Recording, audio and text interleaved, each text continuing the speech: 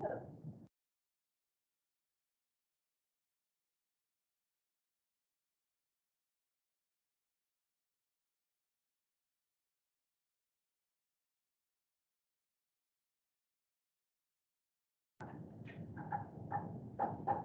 Yolanda, can you hear me? Maybe. If you're there. Yes, I can hear you. And you're coming through the owl. Your little bubble is lighting up. Yeah, thank you. I cannot see you though. That's deliberate because I'm uncomfortable. Okay.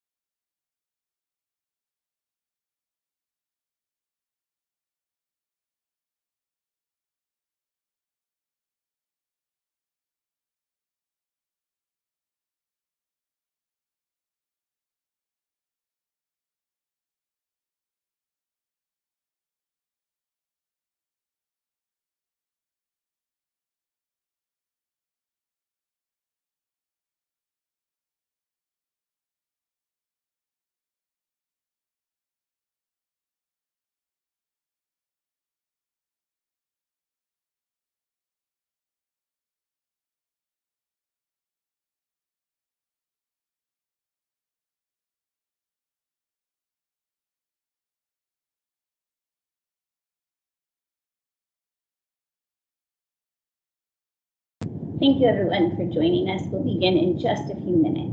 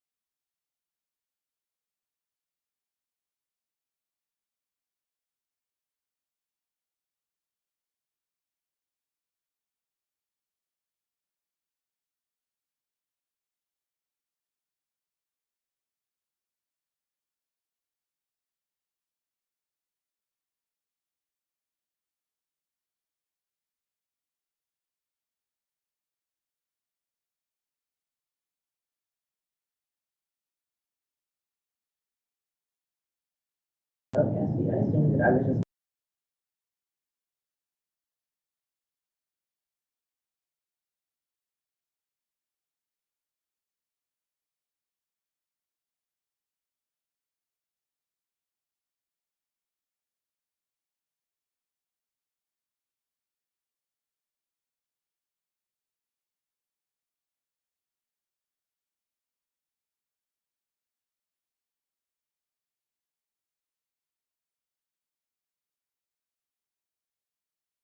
Okay.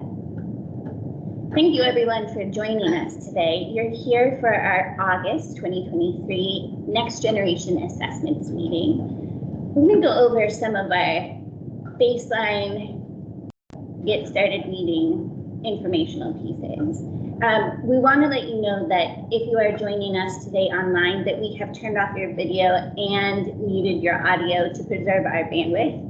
But we would love to hear from you. So if you have any questions or any comments during the meeting, please feel free to type them and then we'll voice them over. We are also recording this meeting and we'll give you the presentation, the recording, and a transcript within about 5 to 7 business days on our OSSE webpage, specifically the Next Generation Assessments meeting webpage.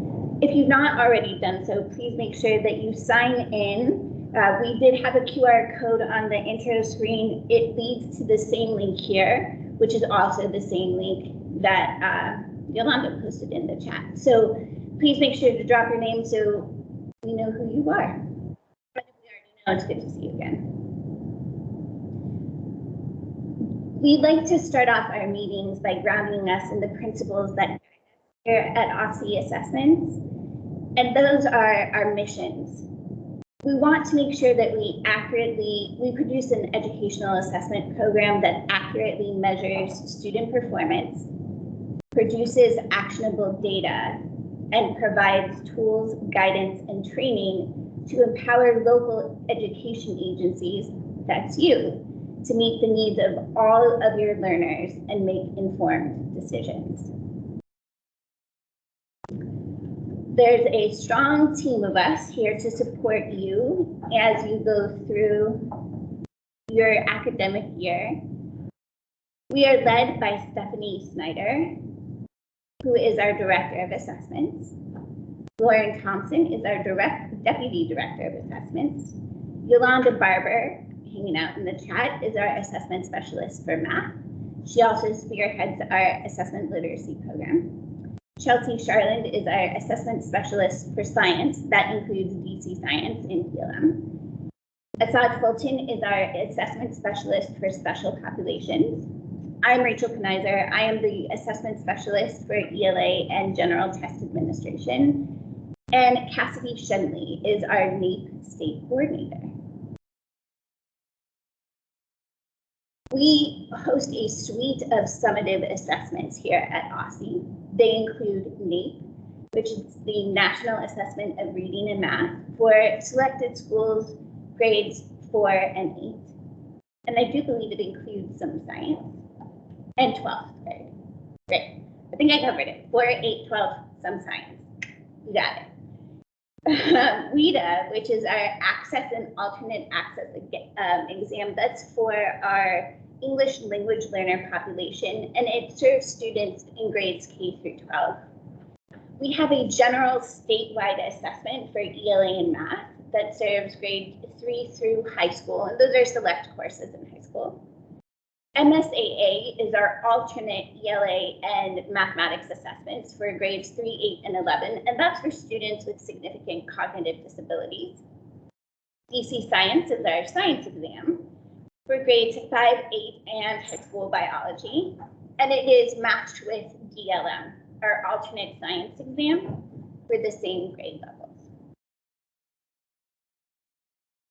Today we're going to give you an overview of what's happening toward the end of the year as you're wrapping up some of your 23 information and moving into 24.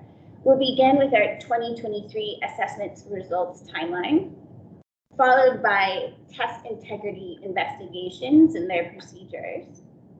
We'll give you a preview of the participation and performance policy for the 23-24 school year.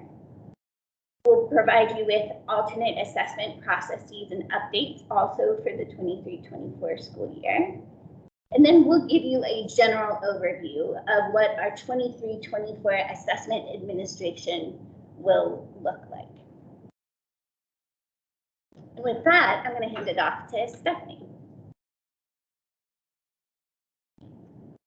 Thank you, Rachel, and good afternoon, everyone. I'm Stephanie Snyder, Director of Assessments here, and just want to welcome you to our first meeting, I guess, almost of the 23-24 school year. I know some folks have started back this week and others are preparing for that in the coming weeks. So very excited that you're taking the time to join us this afternoon. As Rachel mentioned, our meeting will focus kind of on looking back at 2023 and wrapping up that administration while also looking ahead to spring 2024, which feels far away, but we know timelines can go really quickly.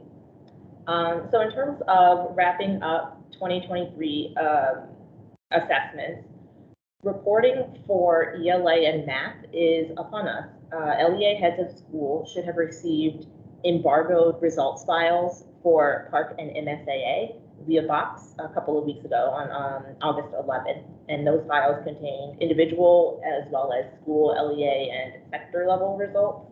And that file format was shared in advance, is also consistent with the file layout from last year with a few updates that are noted in that file template.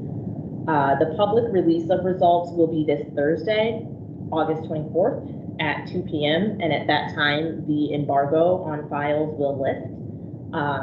The public release will be in the form of a moderated panel presentation, and it'll be accessible via Twitter. I'm not sure what it's called anymore, but we're calling it Twitter. That will be, again, this Thursday at 2 p.m. An embargoed state level briefing for LEA heads of school. That will be held tomorrow. It was a very small invite list, but that embargoed briefing will happen tomorrow afternoon prior to the public release on Thursday afternoon. But just to reiterate, the embargo on your school results lifts at 2:00 p.m. on this Thursday, August 24th.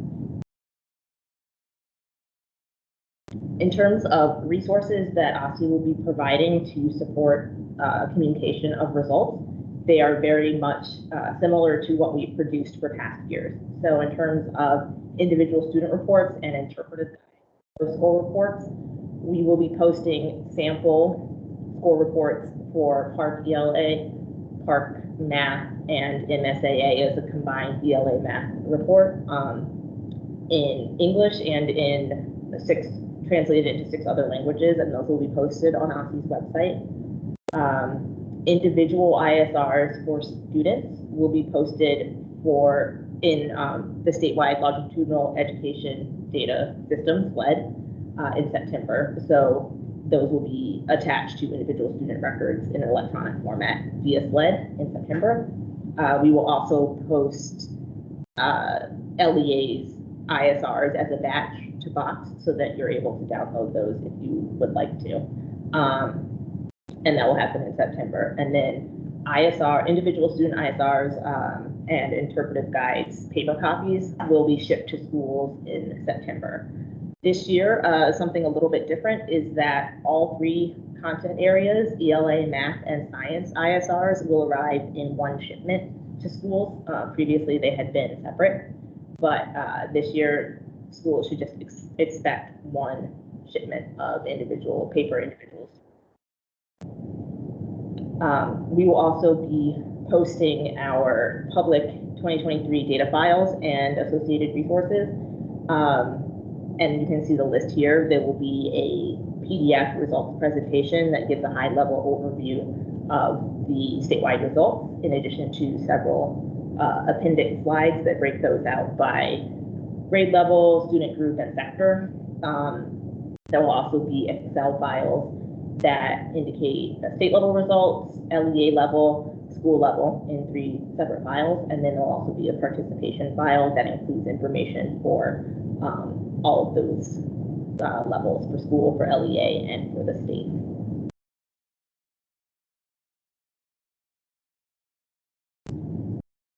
After wrapping up ELA and math reporting, we will turn our focus to science reporting, and we expect that student level results for science will be available in phase 3 of MCC, metric calculation confirmation, in early October.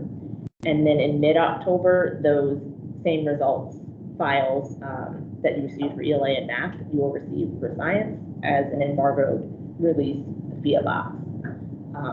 And then science data will become public upon the release of the December DC school report card. And the science reporting files, as I mentioned, will be consistent with the format that you have seen for ELA and math, and accompanying results resources like the interpretive guides and sample ISRs will be consistent with those published for ELA and math as well. Before moving on, I'm going to pause and see if there's any questions. Feel free to type them in the chat. And we'll just give a minute while we transition to Lauren.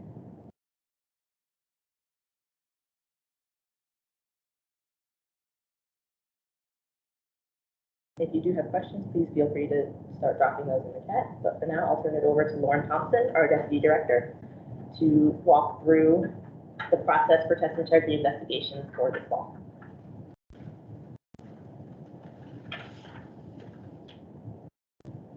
Thank you, Stephanie. All right, let's jump into test integrity investigation.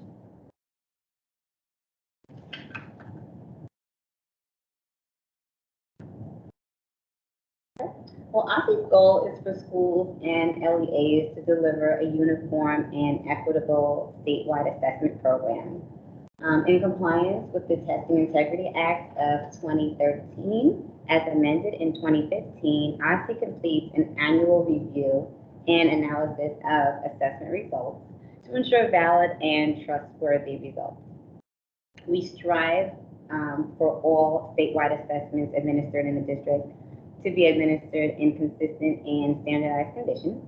So for the past administration year, the 22-23 test security guidelines set forth the minimum requirements to ensure that individuals in testing roles were aware of state requirements for maintaining the district's test integrity procedures.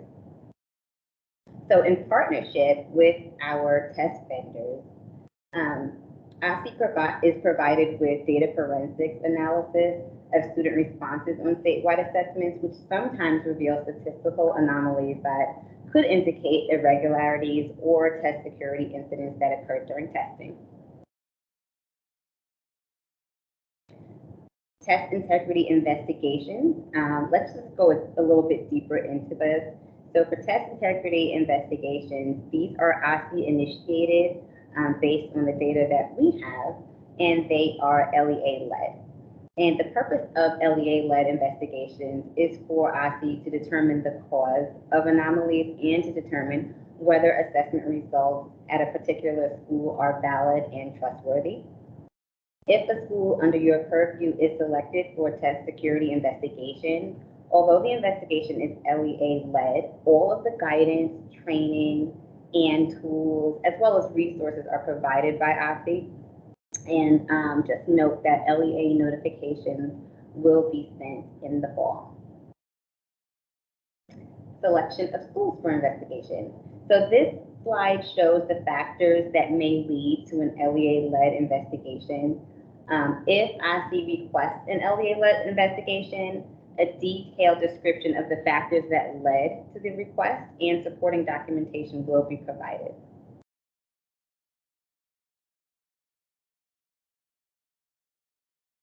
Okay, here's one of our favorite acronyms, OTIP.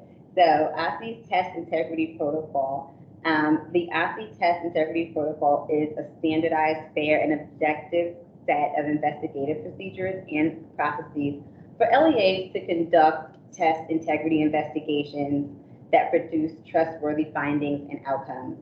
The OTIP is the resource for LEAs to use while conducting test integrity investigations, as it lays out the following: what evidence and information must be collected during an investigation, the order of investigative steps, questions to ask during investigative interviews, how evidence is analyzed and stored, and what makes an inquiry or an investigation complete.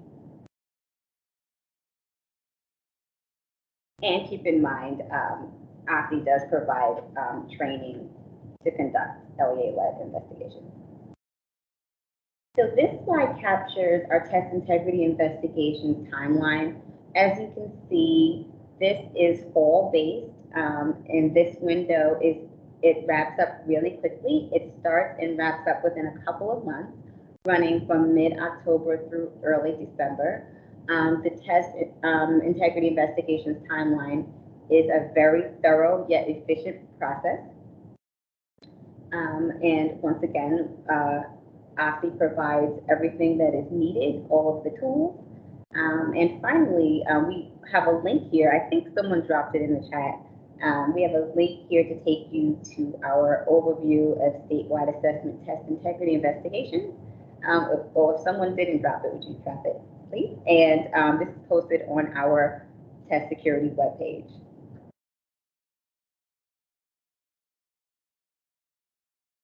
If there are any questions, you can drop them in the chat.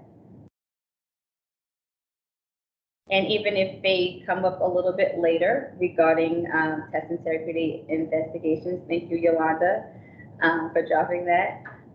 Even if questions come up later, we'll address them at that time.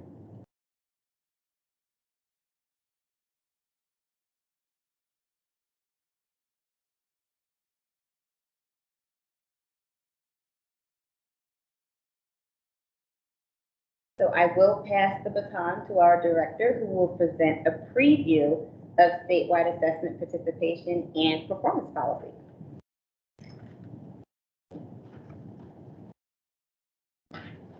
Thank you. And before I do that, I would like to voice over a few questions that popped up in the chat, and I will test my memory in what they were. One question was about science individual student reports and confirming that those student reports will be shipped in or received by schools in September, but LEA level results will be seen in October, and that is correct. And then the second question was about growth data and when that will be available.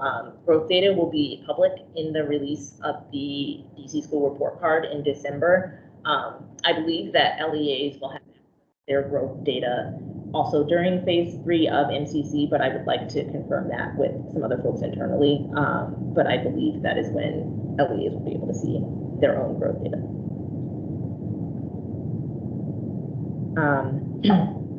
Switching gears now. So we've talked a little bit about 2023 and closing out that administration. And now it's time to look ahead to 2023-24 and what's coming up on the horizon for assessments.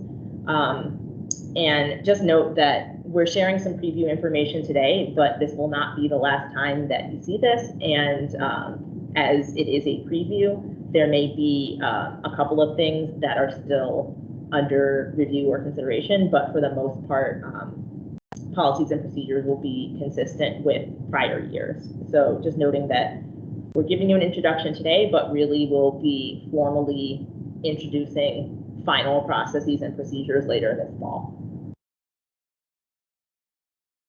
As a reminder, the participation and performance policy outlines OSCE's policies for participation, performance calculations for statewide assessments. The policies will largely be consistent with prior years, and by prior years I mean 2023 and 2022. The final policy for this school year will be released in early October. And as with previous years, the statewide assessment season for 23-24, it is expected that all students who are enrolled in courses with required assessments will participate, grades and courses with required assessments will participate in those assessments in person. We know that some LEAs do continue to offer routine distance learning or hybrid learning opportunities, and there's just a note that those LEAs are expected to make arrangements for those students to be assessed in person in the spring. As we established last year as well, and I believe the year before, LEAs are able to assess students at any time within the established statewide window for each assessment. One small new thing for 2023-24 is in addition of attentiveness rules for the DLM alternate science assessment. For the other statewide assessments, we do have kind of a footnote at the bottom of the participation performance policies indicating what it means for a test to be considered attempted and therefore result in a valid score that is used in participation and performance calculations. And we are rounding out the policy with the addition of these rules for the DLM alternate science assessment. The rule is both aligned to the format of the assessment, given that it is an assessment for students with the most significant cognitive disabilities, but it is also consistent with the rules for other alternate assessments.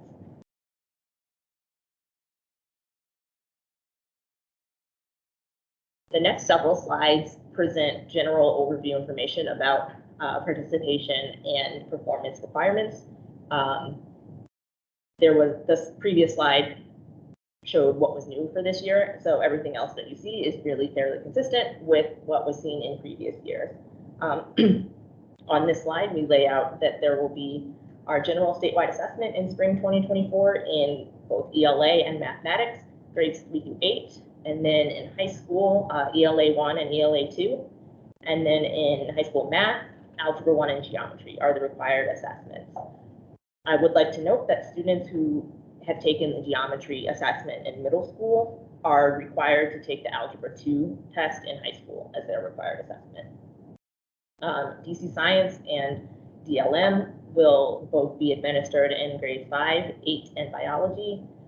MSAA, or alternate assessment for ELA and math, will be administered in grades 3 through 8 and 11, and also include students who are in their third year on the certificate for IEP completion pathway in high school. Access for ELLs and alternate access are given to our English language learners in grades K through 12. The alternate access currently is only available for grades 1 through 12, but it is anticipated that kindergarten alt access will be added in coming years. And also this year is a Maine NAEP year, as we call it. It only happens every other year, but 2024 does represent an administration of the National Assessment of Educational Progress, which is given across the country. And as Rachel noted earlier, it is administered in reading and mathematics in grades 4, 8, and 12 in schools that are selected. And then NAEP Science is also administered in grade 8 for schools that are selected for those. The selected schools are meant to be a representative sample of the entire district, but it is not every school. Notifications have already gone out earlier this month to schools that were selected for the 2024 NAEP administration. So if you have not been notified, your school was not selected, but we will definitely be following up via Cassidy Shenley, our NAEP state coordinator, be following up with next steps for those schools and LEAs that have selected schools for registration steps to ensure that you're all ready to administer NAEP.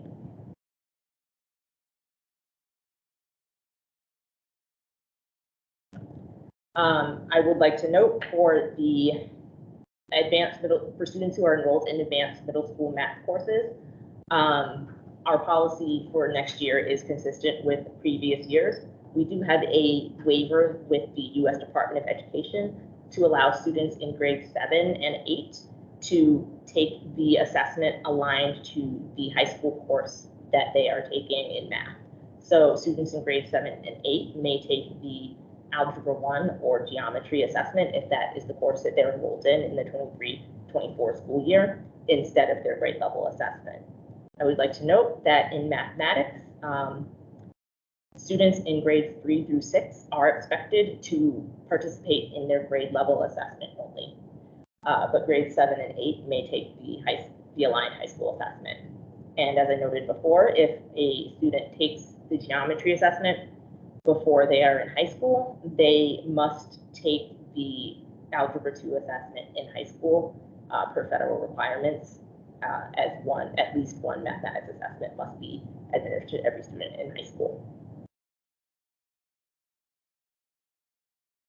Alternate assessment eligibility we'll get into more details about later in this presentation, so I won't linger on this, but just to note that consistent with past years, students with significant cognitive disabilities who are determined eligible by OSCE will participate in our alternate assessments, which include MSAA, the multi-state alternate assessment, DLM, alternate science, and alternate access for those students who are English learners. We will get into the alternate eligibility application process later on in this meeting as well.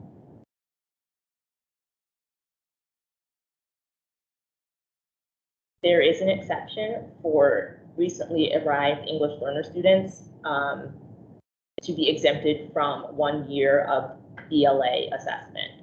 So for students who arrived in the U.S. After the first day of the statewide general assessment window last year, which was April 3rd, 2023, those students may be exempt for 1 year from the ELA assessment, either the general or MSAA, whichever they qualify for. But those students are still required to participate in access for ELLs if they're an English learner, as well as the mathematics and DC science assessments or DLM if they are enrolled in a grade or course with the corresponding required test.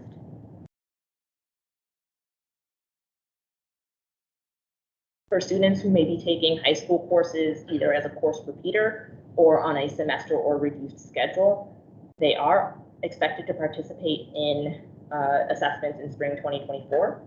For students who may have taken a required course either in summer of 2023 or fall of 2023, they would take that corresponding assessment in the spring of 2024. If a student takes 2 courses with required assessments within a year, they are not expected to take both assessments in the spring. So if a student took a semester of Algebra 1 in fall and a semester of geometry in spring, they would be expected to participate in the geometry assessment. For course repeaters, they are expected to take the assessment for the course in which they are enrolled. So if they took geometry last year and are repeating geometry this year, they would still be expected to take the geometry statewide assessment in the spring. And I also should preface this with all of these policies will be explained in much more detail in the final document, but wanted to give a high-level overview today. For secondary schools and adult schools, our policy remains the same. If a student is on a pathway for a regular diploma or certificate of IEP completion, they are expected to participate in statewide assessments regardless of their age for content assessments. Students who are identified as English learners who are on a pathway for regular diploma are also expected to, and are enrolled in grades 9 through 12, are expected to participate in Access, our English language proficiency assessment. Students who are enrolled in adult serving schools and are not on a pathway for a regular diploma are not expected to participate in statewide testing. And as I've mentioned before about our expectations and requirements for testing, there is one exception for students to be exempt from assessments, and that is if they have an assessment medical exemption that must be approved by OSSI. This is an annual process in which students must apply for or request a medical exemption, and if they are approved by OSSI, those students will not be included in performance reporting or in the pool of testers for determining participation rates. And as a note for timelines of those medical exemption requests, we respectfully ask that our ongoing health conditions are signed and submitted to OSSI well in advance of the statewide assessment window. And then medical exemption requests, we know emergencies do happen in the middle of testing. So if medical exemption requests need to be submitted during the assessment window, we ask that that is done as soon as possible, but no later than 10 days after the end of the testing window for consideration. I'm going to pause there. I think, see a couple of questions pop up in the chat. There is just one. Okay. So sorry. Okay. It says, what guidance does OSSI have for LEAs that would like to offer distance learning for a subset of students during major assessments, such as ARC, in order to relieve space constraints and create a more secure testing environment? That is a really excellent question. I think we'll need to group internally and think about what guidance we can provide in that instance. I don't want to promise something that we cannot offer, so we'll definitely take that back and have some internal discussions and get back to you later this fall.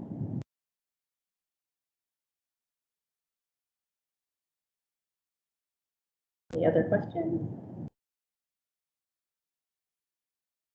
All right, so as promised, we're going to take a little bit of a deeper dive into the alternate eligibility process and share some updates for the 2023-24 school year. So I will turn things over to Lauren to walk us through this section.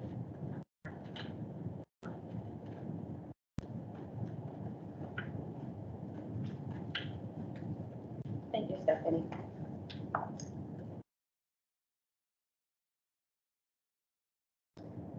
OSSI's stance on providing equitable assessment opportunities for all students in the district remains firm as we offer the appropriate alternate statewide assessments for students with the most significant cognitive disabilities. Students who are determined eligible by OSSI for alternate assessment participation will the following applicable assessments: MSAA, DLM, and alternate access. I know we already went over these quite a few times, so I will let you guys glance at it.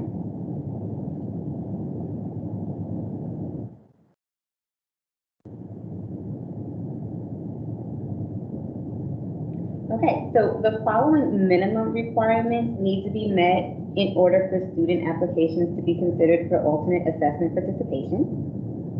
We can see here, number one, the student has a significant cognitive disability. Two, the student is learning content linked to grade level Common Core state standards, as well as our next generation science standards and WIDA English language development standards. Excuse me. And three, the student requires extensive, direct, individualized instruction and substantial support in the grade appropriate curriculum. Just please note that meeting these requirements does not guarantee approval for alternate assessment participation, but these are our minimum requirements for consideration.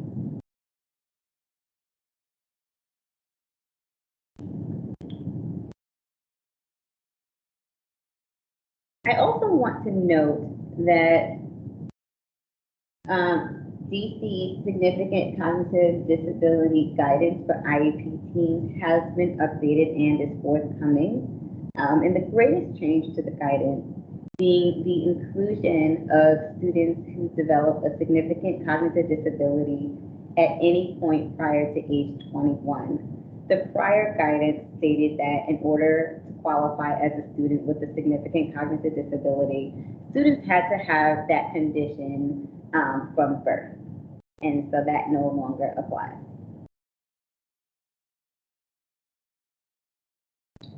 For OSCE to review a student for alternate assessment eligibility for the 23-24 school year, the following documentation must be made available in the Special Programs database.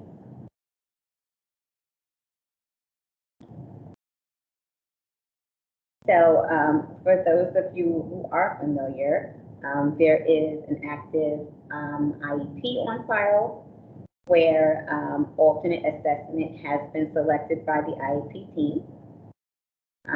So there's no change there.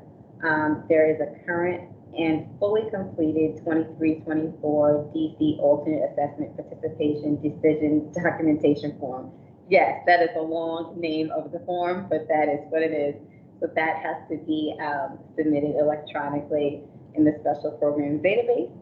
And this form is embedded in the Special Programs database. And also, this is what is new. The form must be dated within the last 3 calendar years. So this pretty much mimics the IEP process as far as things needing to be updated within 3 years. So just keep in mind that all sources of supporting evidence for the alternate assessment decision form must be uploaded into the Special Programs database, and that data also has to be dated within the last 3 calendar years. So this last bullet here is, it's really important for previously approved students rolling over to the new school year.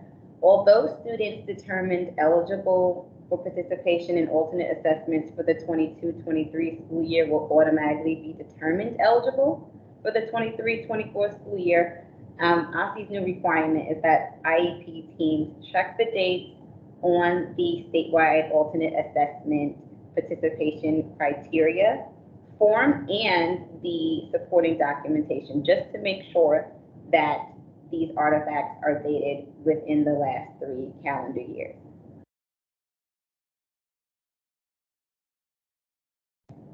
And this final slide, as it pertains to alternate assessment eligibility, this is really, important because this is the schedule that you will reference for alternate assessment participation applications. And please note that on this schedule,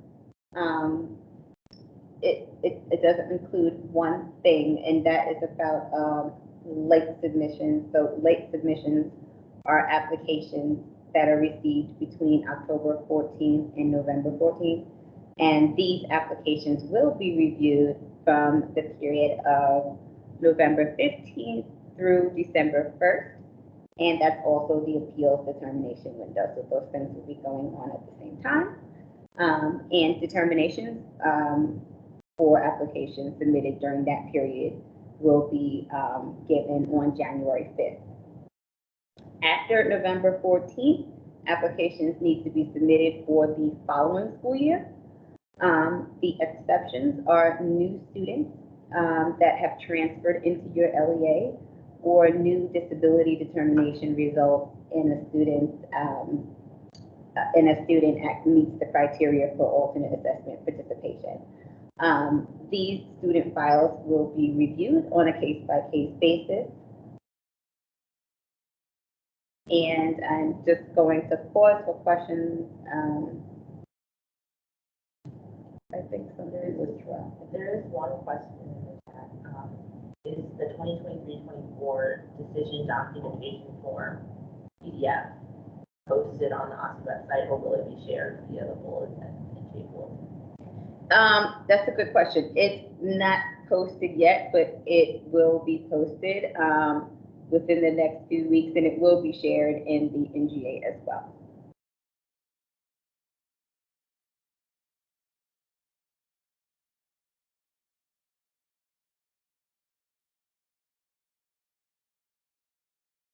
Okay, well, as stated before, if you think of anything later, feel free to drop it in the chat, drop those questions, and now our director, Stephanie Snyder, will dive into assessment administration, beginning with post-administration stakeholder survey results.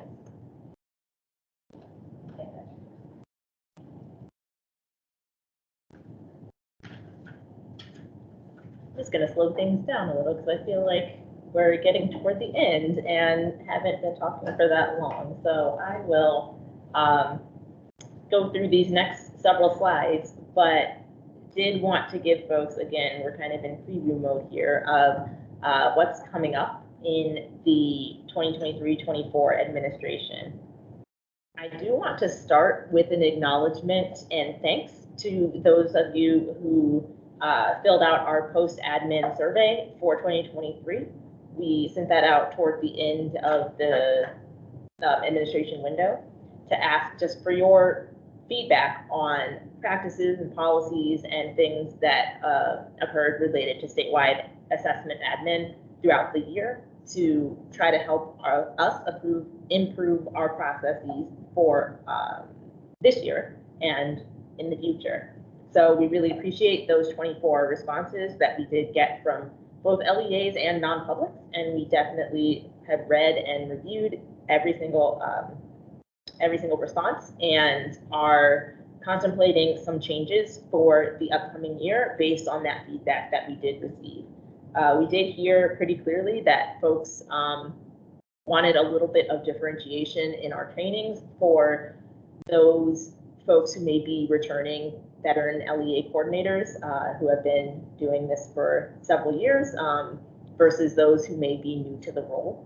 So we're thinking about how we can best implement those different types of trainings, noting that all of the information that is covered in any training is important, but we understand that folks who have been doing this for several years may not need every single detail within a meeting and can read documents and refresh their memories. So thinking about differentiated training for new and returning test coordinators.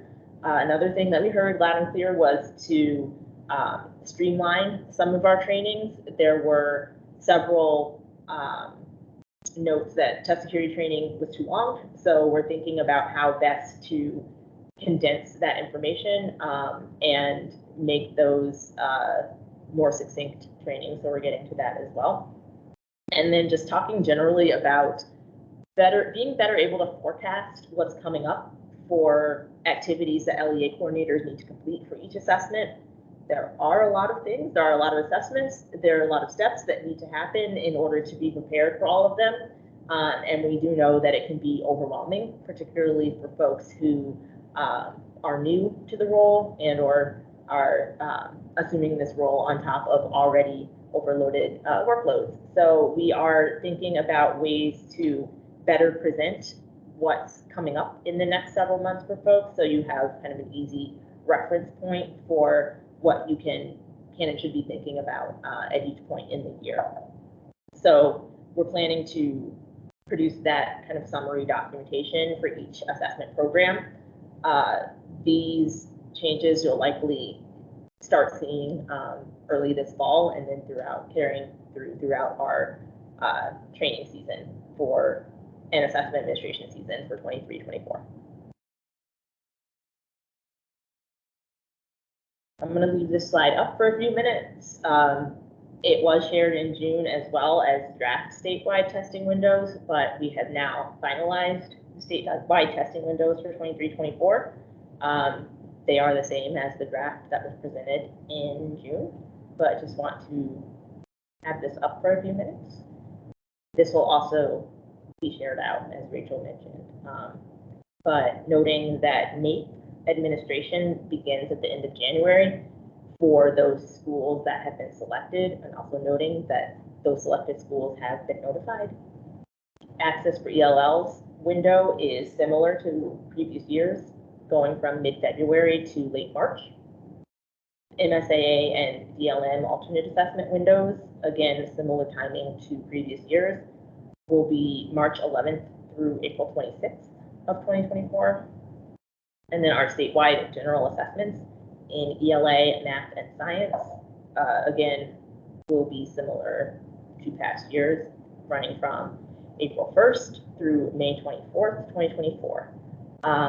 And the paper accommodation window, as in past years, is 1 week shorter and will end on May 17th of 2024.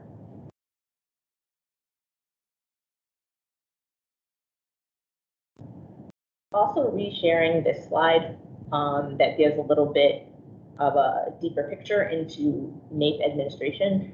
As noted, the window of administration will be late January through early March for 2024, and DC is participating in grades 4, 8, and 12 math and reading, in addition to grade 8 science.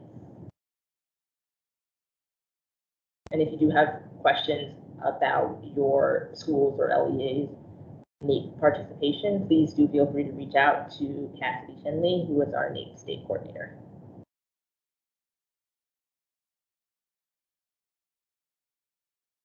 Coming up very soon in the next few weeks for LEAs are the administration of WIDA screeners.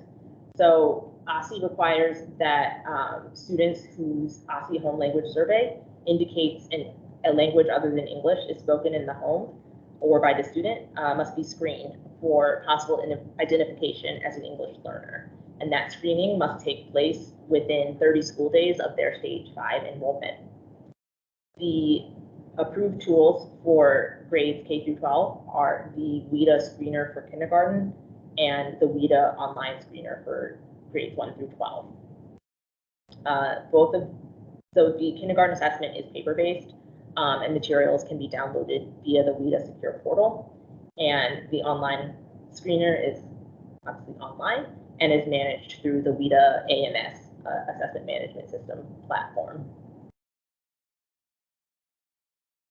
WIDA does refresh their platforms and applications each summer, including the WIDA secure portal and the WIDA AMS. I think their refresh date is July 1st. And so if you have not logged into your accounts since before that date, you will need to go in and re-accept the non-disclosure and user agreement to be able to gain access to those systems for the 2023-24 school year. If you are still having trouble gaining access to those systems, or you are not sure if you have an account, please do feel free to reach out to our team. And also just wanted to note that WIDA screeners are scored by the LEA or by the school, and WIDA provides calculators for that scoring. And as part of this annual summer refresh, they have updated those calculators for both the kindergarten screener and the grades 1 through 12 paper screener. And so just a note to ensure that you are using those updated versions that are linked here and are linked from their website as well. But just want to make sure that folks are using the most up-to-date calculator to get the most accurate results for identification of students. OSSI will be hosting 2 webinars for new test administrators for the WIDA screeners for both kindergarten and for grades 1 through 12. Those will occur on September 6th and September 7th, and we do have registration links that have been shared via the bulletin, and they are also shared here. And we encourage new test administrators, particularly for the WIDA screener, to sign up and attend those webinars. They will be recorded and made available to those who aren't able to attend, but we do encourage, if at all possible, live attendance so that you can be sure to ask questions of the WIDA representatives.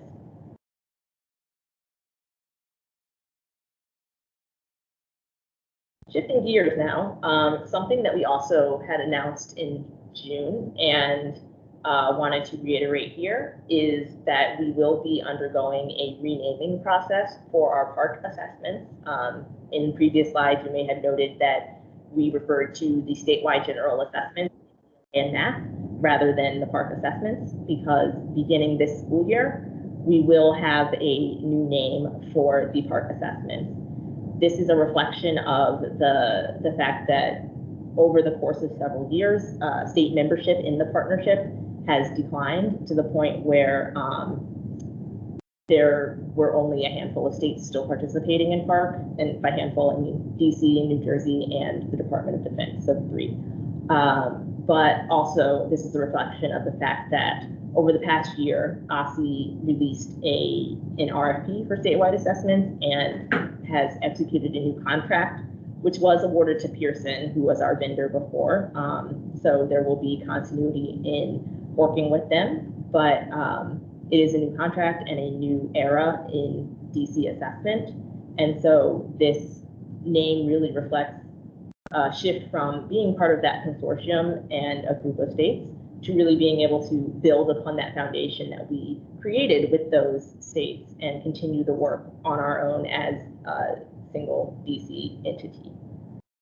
This change will be effective for the next school year, and largely processes and platforms will remain the same. I'm having trouble advancing the slide here. There we go.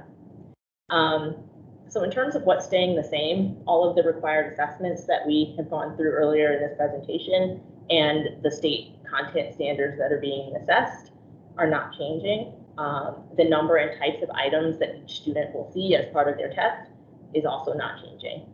And they will continue to access the test via the TestNav platform, which students are familiar with from past years. We will also continue to involve DC educators in every aspect of content reviews.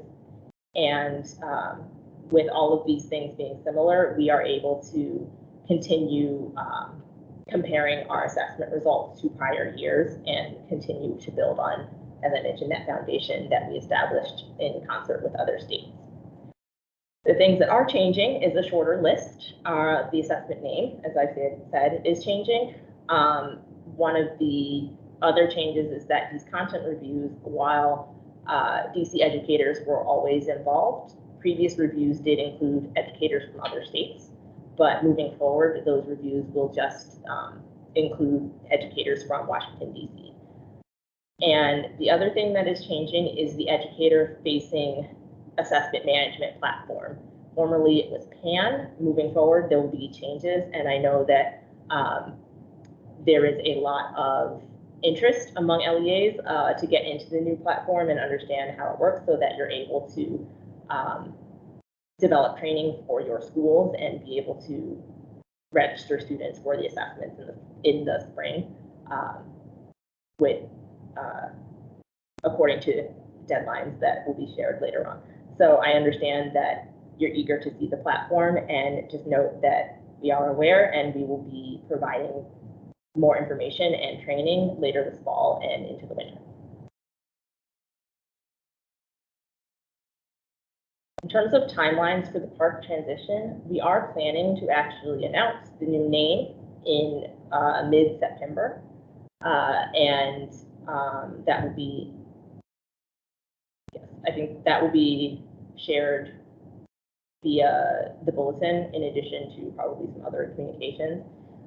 We will also plan to have ongoing communications with LEAs and the public about the shift away from park and introducing the new name and rationale for changing the name throughout the fall, and will develop resources to be shared with educators and families to ensure understanding across our stakeholders. In the winter, 23-24, we will be conducting LEA level training in the new assessment management platform, as I mentioned before. And then in spring 2024 will be the first administration of those new assessments. And the first results reported from those new assessments will be next summer, largely likely similar time frames as previous years.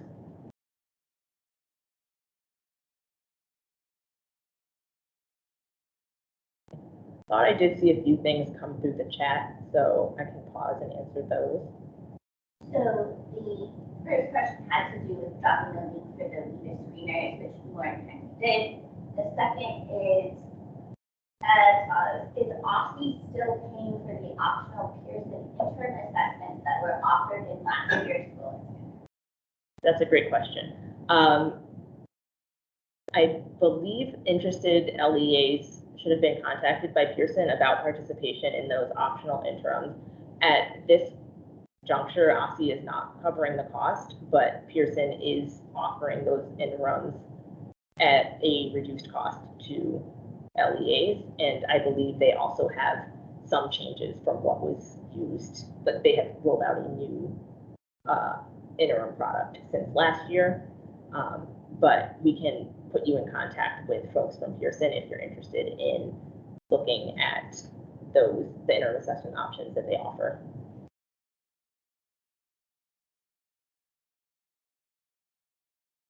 Any other questions? Okay. Well, I then turn it back over to Rachel to close us out with next steps on staying connected with us throughout this very busy time of the year.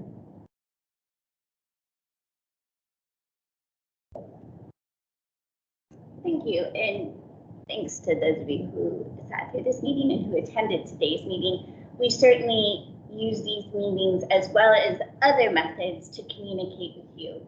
And I think the first thing that we can do to stay in touch is make sure that you're registered in Click to receive most of our updates and as current as they can be. That includes the NGA bulletin, our special announcements through email, and you'll about event or NGA meetings like this. You can also designate additional roles in Click, such as your MSAA coordinator or your Access for L's coordinator, and a point of contact to make sure that everyone who's really deep in assessment at your LEA gets the information too. We will be reaching out to LEA assessment managers later in the fall to give you additional details about how to register your contacts and your additional test coordinators.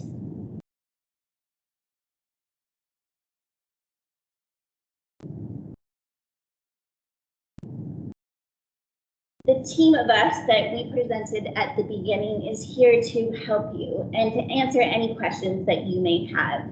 For assessment policy related questions or comments, please reach out to Stephanie or Lauren. And for test administration, there are a whole host of us. We each handle a separate facet of test administration. Cassidy handles NAEP, Yolanda and I handle the general assessments, Chelsea handles science, and Lauren handles and oversees Access and MSAA. If you are interested in learning more about our assessment literacy professional development workshop series, please reach out to Yolanda. And with that, we'll give a couple minutes for questions. and hope to see you soon.